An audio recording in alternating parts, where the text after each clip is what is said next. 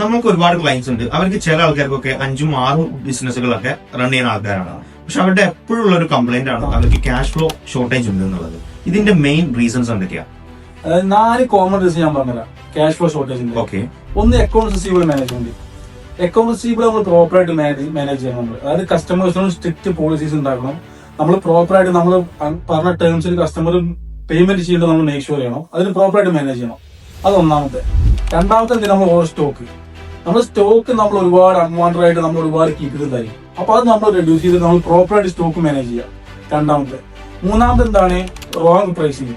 നമ്മൾ ബിസിനസ് ചെയ്യുന്ന പ്രോഫിറ്റിന് വേണ്ടിയാണ്. അപ്പൊ നമ്മൾ മാർജിൻ ഇട്ടിട്ട് മാത്രം നമ്മൾ എല്ലാ അഡ്മിൻ എക്സ്പെൻസ് നമ്മൾ കോസ്റ്റും എല്ലാം കവർ ചെയ്യാനുള്ള മാർജിൻ ഇട്ടിട്ട് മാത്രം നമ്മൾ എന്ത് ചെയ്യുക, നമ്മൾ പ്രൈസ് ചെയ്യുക. അപ്പം അത് മൂന്നാമത്തെ. നാലാമത്തെ എന്താണ് അൺപ്ലാൻഡ് എക്സ്പെൻസസ്.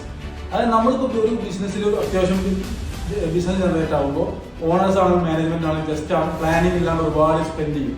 നമ്മൾ ഒരുപാട് ആവശ്യമില്ലാണ്ട് ഒരുപാട് ലക്ഷറി ആയിട്ട് സ്പെൻഡ് ചെയ്യും, ഒരുപാട് സ്പെൻഡ് ചെയ്യും. അപ്പോൾ അത് കൺട്രോൾ നമ്മൾ പ്ലാൻ ചെയ്തിട്ട് നമ്മളെ ക്യാഷ് ഫ്ലോ പ്ലാൻ ചെയ്യുക, നമ്മളെല്ലാം പ്ലാൻ ചെയ്തിട്ട് പ്രോപ്പറായിട്ട് മാനേജ് ചെയ്ത് കഴിഞ്ഞാൽ നമുക്ക് ഈ പ്രോബ്ലം സോൾവ് ചെയ്യാൻ പറ്റും.